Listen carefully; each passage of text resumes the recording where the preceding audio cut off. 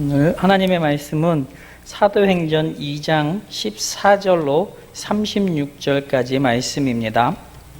사도행전 2장 14절로 36절까지 말씀입니다.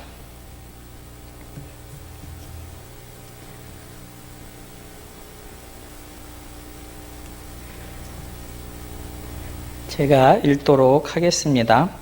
베드로가 11 사도와 함께 서서 소리를 높여 이르되 유대인들과 예루살렘에 사는 모든 사람들아, 이 일을 너희로 알게 할 것이니 내 말에 귀를 기울이라. 때가 제3시니 너희 생각과 같이 이 사람이 취한 것이 아니라 이는 곧 선지자 요엘을 통하여 말씀하신 것이니 일러스되 하나님이 말씀하시기를 말세에 내가 내 영을 모든 육체에 부어주리니 너희의 자녀들은 예언할 것이요 너희의 젊은이들은 환상을 보고 너희의 늙은이들은 꿈을 꾸리라. 그때에 내가 내 영을 내 남종과 여종들에게 부어주리니 그들이 예언할 것이요 또 내가 위로 하늘에서는 기사를 아래로 땅에서는 징조를 베풀리니 곧 피와 불과 연기로다. 주의 크고 아름다운 날이 이르기 전에 해가 변하여 어두워지고 달이 변하여 피가 되리라. 누구든지 주의 이름을 부르는 자는 구원을 받으리라 하였느니라. 이스라엘 사람들아, 이 말을 들으라. 너희도 아는 바와 같이 하나님께서 나사렛 예수로 큰 권능과 기사와 표적을 너희 가운데서 베풀사 너희 앞에서 그를 증언하셨느니라.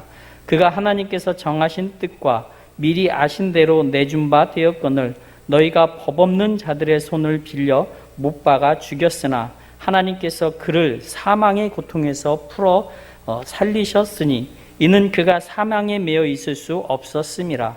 다윗이 그를 가리켜 이르되 내가 항상 내 앞에 계신 줄을 배웠으며 나로 요동하지 않게 하기를 위하여 내가 내 우편에 계시도다.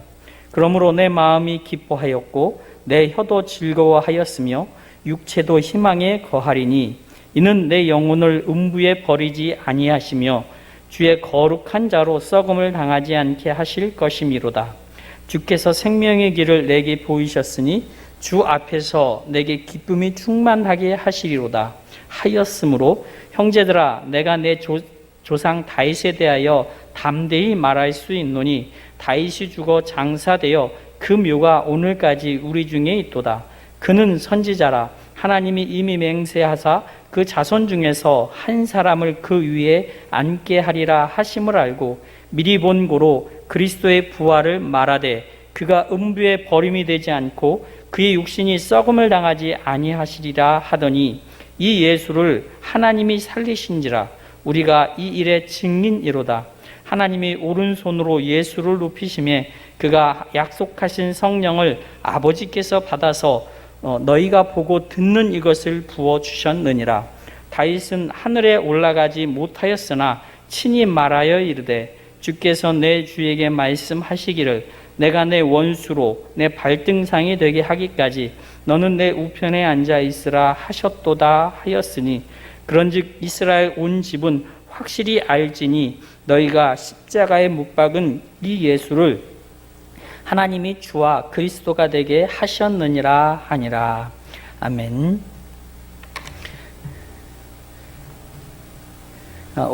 오순절 성령 강림의 사건은 당시의 사람들에게는 너무나 큰 충격을 주었습니다. 아마도 그들에게는 성령 강림의 사건이 어떻게 자기들에게 다가올지 알지 못했기 때문이라 생각되어집니다. 그래서 그들에게는 더욱더 오순절 성령 강림 사건은 충격적이었을 것입니다. 구약에는 개인적으로 성령님께서 임하시는 사건들이 곳곳에 있었습니다. 사사시대에 삼손도 하나님의 신에 감동되어서 블레셋을 대파했던 사건들이 있었습니다. 사울에게도 하나님의 신이 감동된 사건이 있었습니다. 다윗을 죽이려고 쫓아다니던 시절에 라마라는 지역에 사무엘의 집이 있는데 그곳에 이르러 하나님의 신이 감동되어서 예언하였던 사건들이 있었습니다. 하나님의 사람에게 하나님의 신에 감동되었던 것과 하나님께 버림을 받는 사람에게도 하나님의 신이 감동되었던 그러한 적이 구약 성경에 나와 있습니다.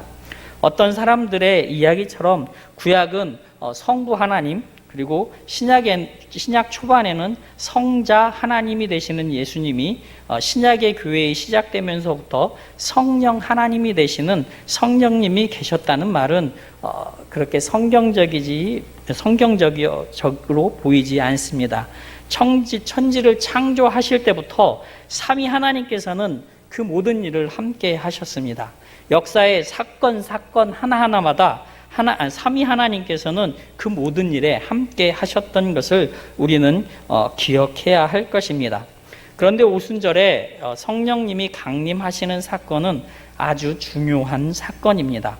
오순절 성령님의 강림하심은 이스라엘 백성들에게 중요한 사건이 되는 이유는 십자가 사건으로 죽으신 예수님께서 사망에서 부활하셨고 승천하셔서 하나님 우편에 계시면서 성령님을 보내주시겠다는 그 약속을 성취하게 되어지는 사건이 되기 때문에 이것은 우리들의 아주 중요한 신앙 고백이 될 것입니다.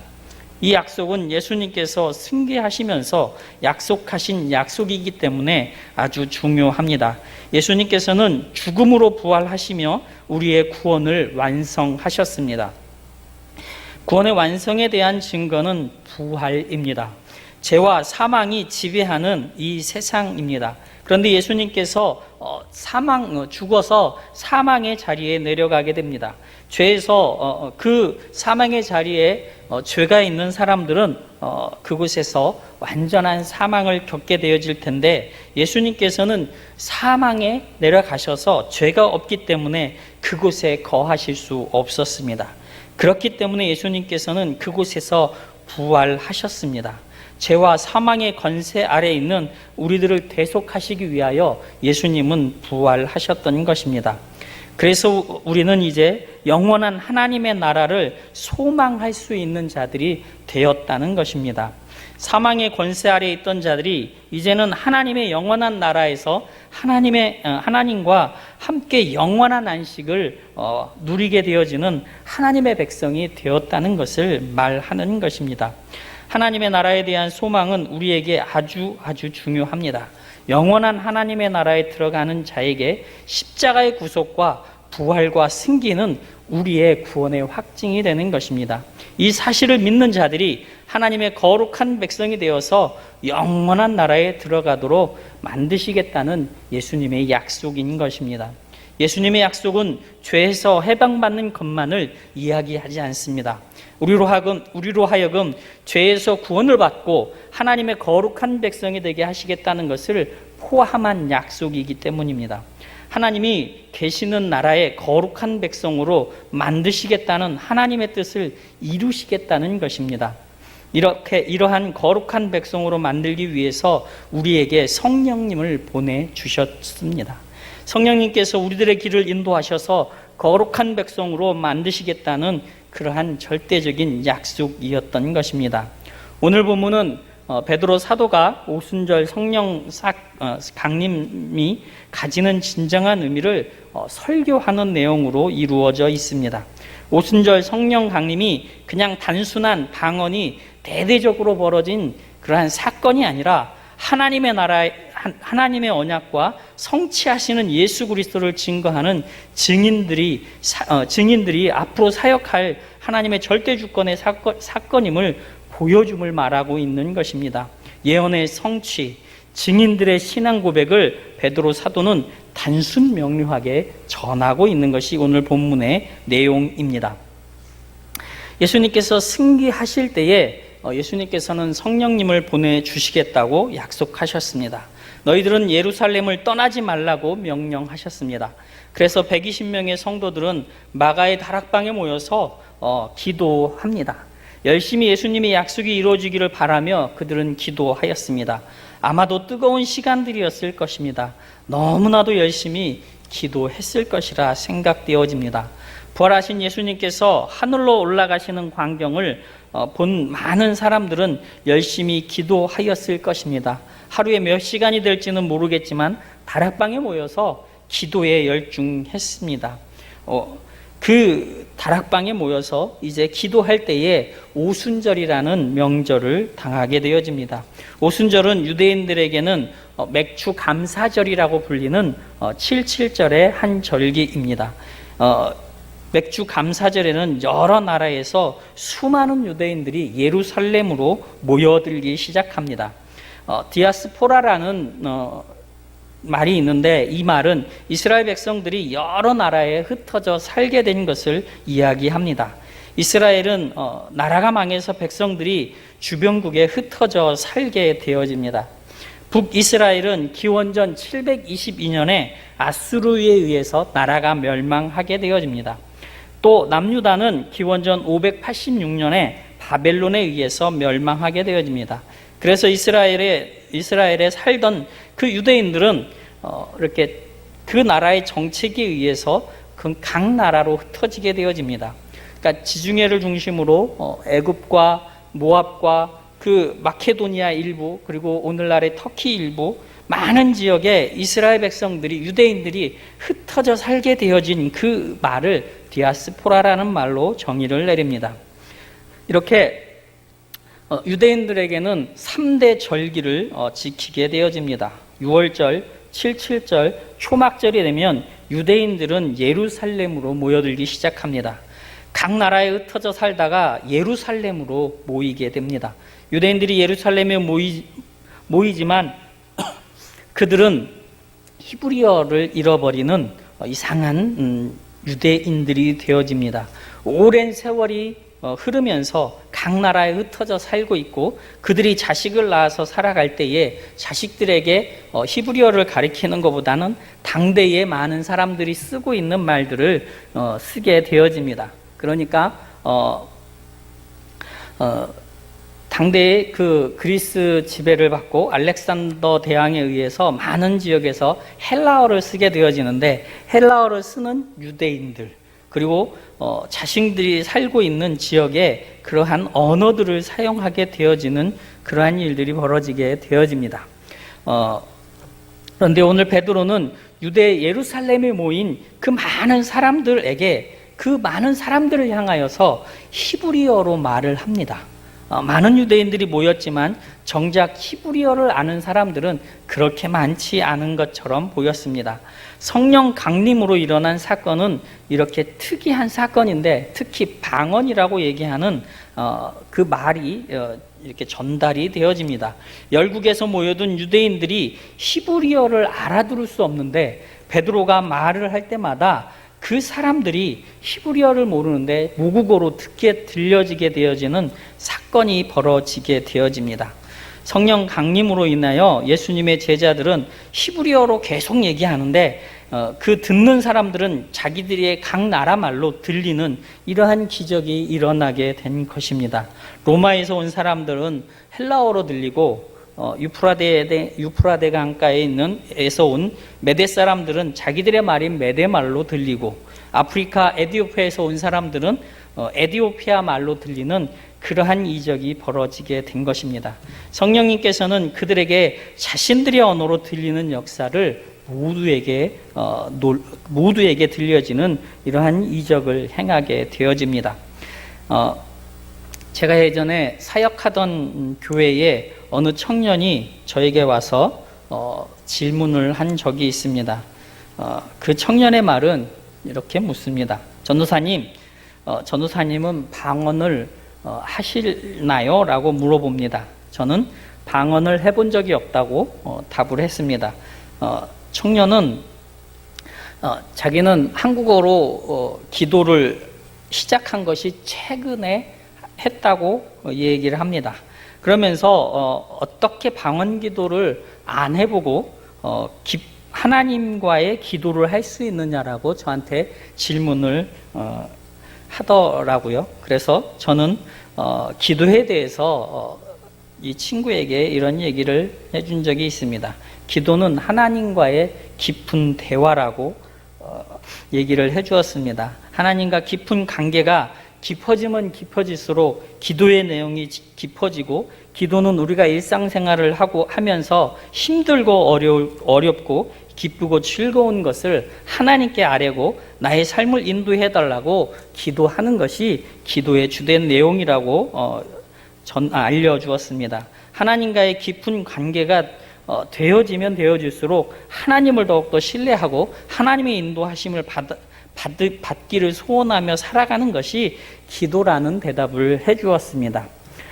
분명히 방언은 믿음에 힘을 줄 것입니다. 기도는 언제나 믿음의 큰 힘이 되어집니다. 방언 기도가 특별하기 때문에 그러한 힘을 주는 것이 아니라 하나님께서 믿음 안에 거할 수 있도록 인도하기 때문에 기도는 큰 힘이 되어집니다. 그렇게 방언 기도 역시도 하나님을 믿는 믿음이 굳세게 해주는 방편이기 때문에 큰 힘이 되어질 것입니다. 오순절 성령 강림으로 인해서 수많은 사람들이 아주 놀라게 됩니다. 그 전까지는 경험해보지 못했던 것들을 경험하게 되어집니다.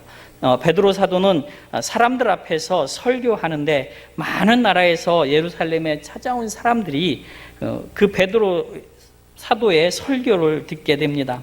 이 설교를 듣고 3,000명이나 되는 사람들이 회개하는 역사가 일어납니다. 얼마나 많은 사람들이 그곳에 오고 그것을 보고 경험하게 되어집니다. 베드로 사도는 히브리 말로 설교를 하고 그 사람들은 자기의 말로 알아들을 수 있는 그 일을 하시는 것이 성령님의 역사였던 것입니다.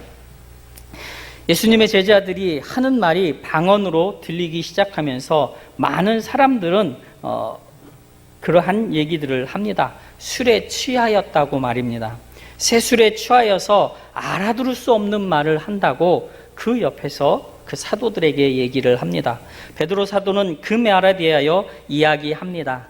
제3시는 술에 취한 사람이 없다고 말합니다. 제3시는 우리 시간으로 얘기하자면 오전 9시를 이야기합니다. 오전 9시에 술 취해서 헛소리하는 사람들이 없다는 것으로 보아야 할 것입니다. 예전에 제가 어릴 적에 동네에 다니다 보면 아침부터 술에 이렇게 취해가지고 땅바닥을 이렇게 헤엄치면서 헤매고 다니시는 어른들이 아주 가끔 있었습니다. 그리고 한국의 초창기 선교사들이 조선 땅에 들어와서 복음을 전할 때에도 낮술에 취해서 논바닥에서 헤매시는 분들이 많았다는 그 초기 선교사들의 고백들의 내용들을 볼 수 있습니다. 낮술에 취하면 아비도 몰라본다는 한국의 말이 있습니다. 보통은 아침부터 술 취해서 헛소리하는 사람들은 우리가 찾아보기 힘이 듭니다. 오늘 사도행전 2장에서는 오전 9시에 술 취하지 않았다고 베드로 사도는 말합니다. 요엘 선지자의 하나님의 영이 임하게 되면 일어날 것을 인용하면서 말씀하고 있는 것입니다. 오늘 본문 17절을 함께 읽어보도록 하겠습니다. 하나님이 말씀하시기를 말세에 내가 내 영을 모든 육체에 부어주리니 너희의 자녀들은 예언할 것이고 너희의 젊은이들은 환상을 보고 너희의 늙은이는 꿈을 꾸리라 라고 얘기를 합니다. 하나님께서는 요엘 선지자로 예언의 말씀을 하셨습니다. 말세가 되면 내 영을 모든 육체에 부어주리라. 자녀들은 예언을 하게 될 것이고 젊은이들은 환상을 보게 될 것이고 늙은이는 꿈을 꾸게 될 것이다 라고 하는 이 내용, 자주 CCM에 유명한 가사 내용입니다. 하나님의 영이 임하게 된다는 것을 얘기합니다. 성령님께서 강림하시면 벌어지게 될 것을 이야기합니다. 하나님께서 심판을 예고하시고 구원하시겠다고 예언하신 말씀, 요엘의 유명한 말씀 중에 여호와의 날이 임하게 된 날에 이렇게 될 것이다 라고 말씀을 하십니다. 여호와의 날은 분명히 하나님의 심판과 구원을 말씀하십니다. 베드로 사도가 요엘서를 인용한 이유가 분명히 있을 것입니다. 여호와의 날을 표현한 요엘 선지자의 예언 중에 이 본문을 인용한 이유가 있을 것입니다. 그 이유는 오늘 본문 21절에 나와 있습니다. 21절을 같이 읽어보도록 하겠습니다. 누구든지 주의 이름을 부르는 자는 구원을 받으리라 하였느니라.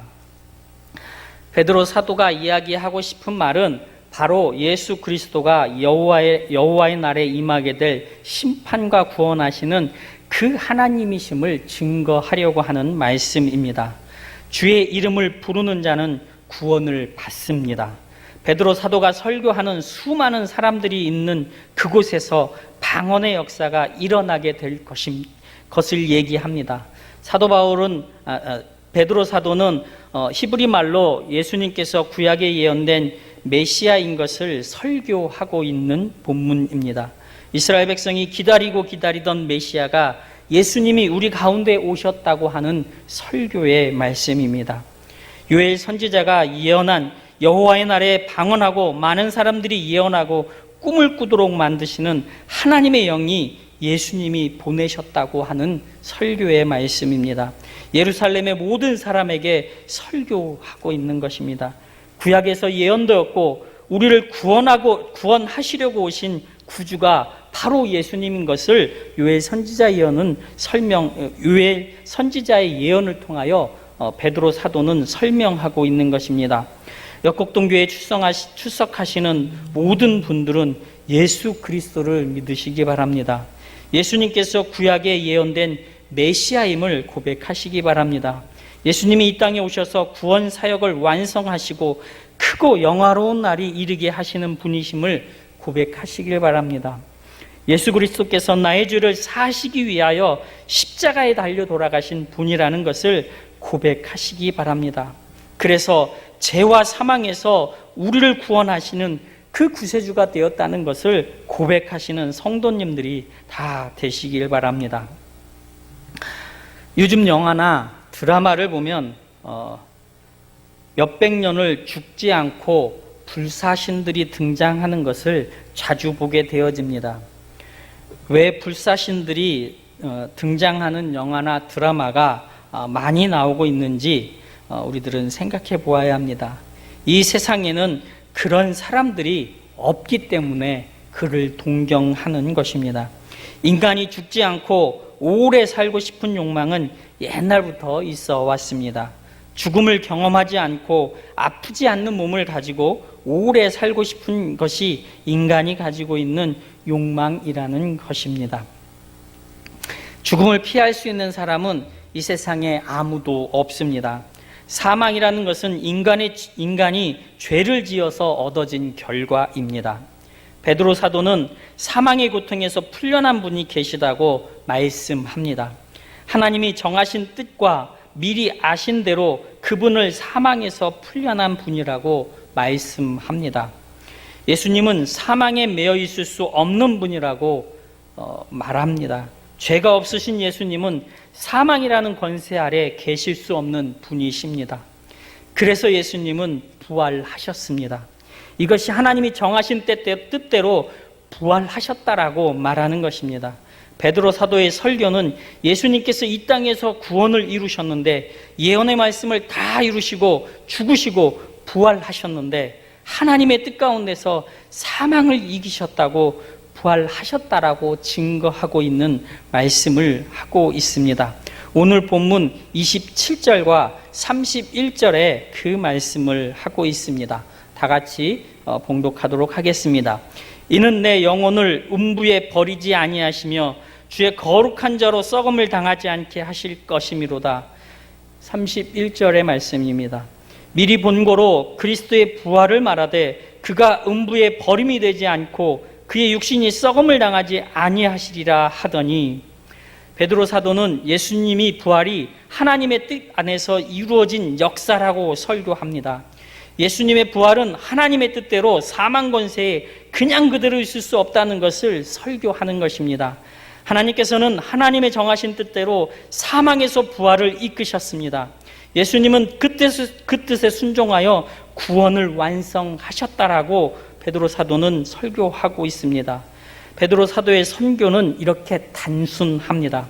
예수님께서는 구약에 예언하신 대로 이 땅에 오셨습니다. 그리고 그분은 십자가에 못 박혀 돌아가시고 부활하셨습니다.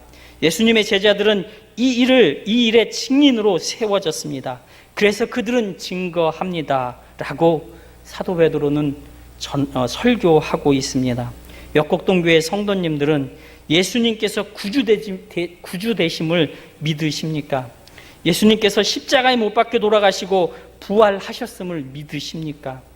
그리고 이 사실을 믿는 성도는 예수님의 제자로서 이 사실을 증거하는 삶을 살아가고 계십니까? 이 사실을 우리가 살아가고 있는 이 세상에서 증거하며 살아가시는 귀한 성도님들이 되시기를 바랍니다. 세상이 교회를 핍박한다고 기죽지 마시기 바랍니다. 예수님께서는 우리를 위하여 십자가에 피를 흘려 돌아가셨습니다. 우리의 구원을 위하여 사망 권세 아래 부활하셨습니다. 우리의 구원을 위하여 승천하셔서 지금 하나님 옆에 계시며 우리들을 위하여 중보하고 계십니다. 우리의 거처를 다 마련하시면 다시 이 땅에 오실 것이라고 말씀하셨습니다. 이 예수 그리스도를 믿으시기 바랍니다. 이 예수 그리스도를 자랑하시길 바랍니다.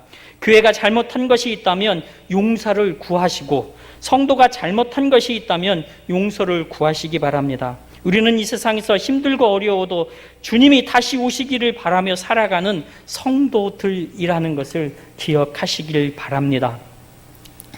베드로 사도는 단순한 설교로 많은 사람들에게 복음을 증거했습니다.